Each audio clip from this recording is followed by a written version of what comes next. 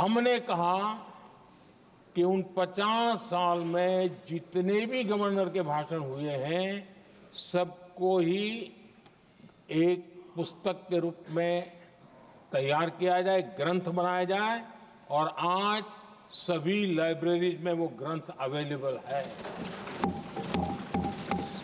मैं तो बीजेपी वाला था, गुजरात में तो ज्यादातर कांग्रेस की सरकारें रही थी, उन सरकारों के गवर्नर के भाषण थे, लेकिन उसको भी प्रसिद्ध कराने का काम भाजपा से बना एक मुख्यमंत्री कर रहा था। क्यों? हम संविधान को जीना जानते हैं, हम संविधान को समर्पित हैं, हम संविधान के स्पिरिट को समझते हैं। आदरणीय अध्यक्ष जी, आप जानते हैं 2014 में जब हम आए तब मान्य विपक्ष नहीं था, रिकॉग्नाइज्ड अपोजिशन पार्टी नहीं थी, उतने अंक भी लेकर के कोई नहीं आए थे। भारत के अनेक कानून ऐसे थे कि हमें पूरी स्वतंत्रता थी उस कानून के हिसाब से काम करने की। अनेक कमेटियां ऐसी थी जिसमें लिखा था लीडर ऑफ द अपोजिशन उसमें आएंगे, लेकिन अपोजिशन था ही नहीं, रिकॉग्नाइज अपोजिशन नहीं था। ये हमारा संविधान जीने का स्वभाव था, ये हमारा संविधान का स्पिरिट था, ये हमारी लोकतंत्र की मर्यादाओं का पालन करने का इरादा था।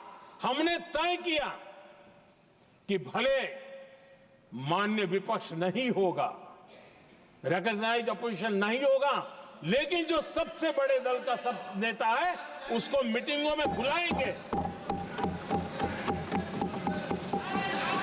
ये लोकतंत्र का स्पिरिट होता है, तब होता है।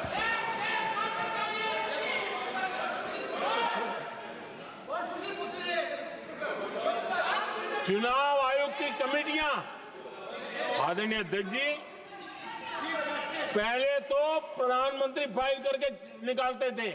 ये हम हैं जिसने अपोजिशन के लीडर को भी उस कमेटी में बिठाया है।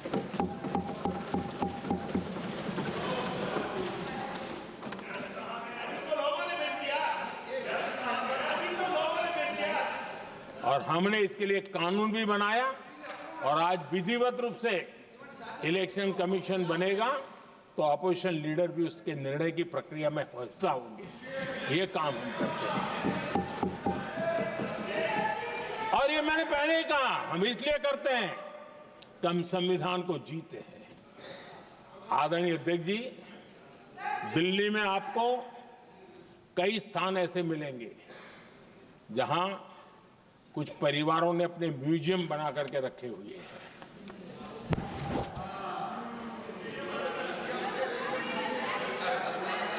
जनता जनार्दन के पैसों से काम हो रहा है। लोकतंत्र का स्पिरिट क्या होता है, संविधान को जीना किसको कहते हैं। हमने पीएम म्यूजियम बनाया और देश के पहले से लेकर के मेरे पूर्व तक के सभी प्रधानमंत्रियों के जीवन को और उनके कार्य को उस पीएम म्यूजियम बनाया गया है। और मैं तो चाहूंगा कि पीएम म्यूजियम में जो जो महापुरुष हैं उनके परिवारजनों ने समय निकाल करके उस म्यूजियम को देखना चाहिए और उसमें कुछ जोड़ने के लगता है तो सरकार का ध्यान आकर्षित करना चाहिए ताकि वो म्यूजियम समृद्ध हो और देश के बालकों को प्रेरणा। ये होता है संविधान की भावना। अपने लिए तो सब करते हैं, खुद के लिए जीने वालों की जमात बहुत छोटी नहीं है। संविधान के लिए जीने वाले यहां बैठे हैं।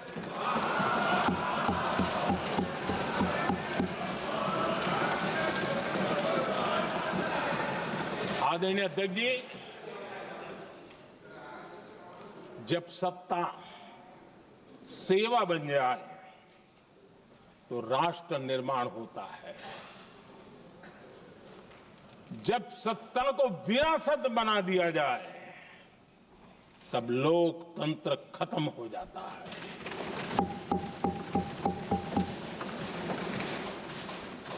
आदरणीय अध्यक्ष जी,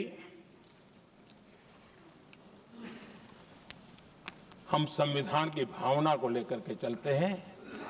हम जहर की राजनीति नहीं करते हैं।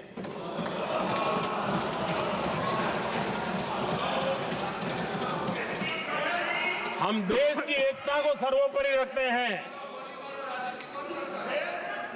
और इसलिए सरदार वल्लभ भाई पटेल का दुनिया का सबसे ऊंचा स्टैच्यू बनाते हैं और स्टैच्यू ऑफ यूनिटी देश को जोड़ने का जिस महापुरुष ने काम किया उसका हम स्मरण करते हैं। और वो भाजपा के नहीं थे, वो जनसंघ के नहीं थे।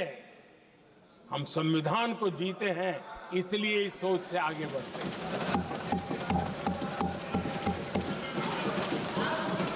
आदरणीय अध्यक्ष जी, ये देश का दुर्भाग्य है कि आजकल कुछ लोग अर्बन नक्सल की भाषा खुलेआम बोल रहे हैं।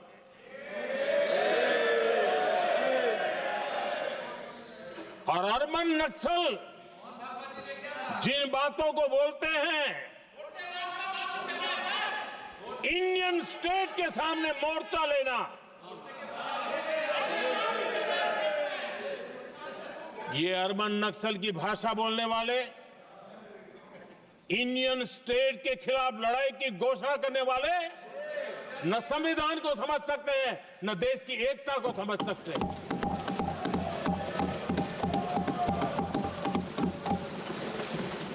आदरणीय अध्यक्ष जी, 7 दशक तक जम्मू एंड कश्मीर और लद्दाख उसे संविधान के अधिकारों से वंचित रखा गया।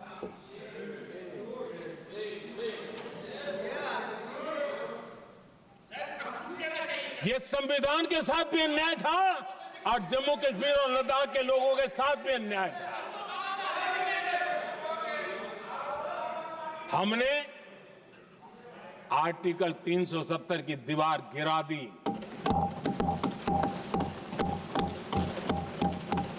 अब जम्मू कश्मीर और लद्दाख के उन राज्यों को, देशवासियों को जो अधिकार हैं, वो अधिकार उनको मिल रहे हैं। और संविधान का महात्म्य हम जानते हैं, संविधान की भावना को जीते हैं, इसलिए ऐसे मजबूत निर्णय भी हम करते हैं। आदरणीय अध्यक्ष जी, हमारा संविधान हमें भेदभाव करने का अधिकार नहीं देता है।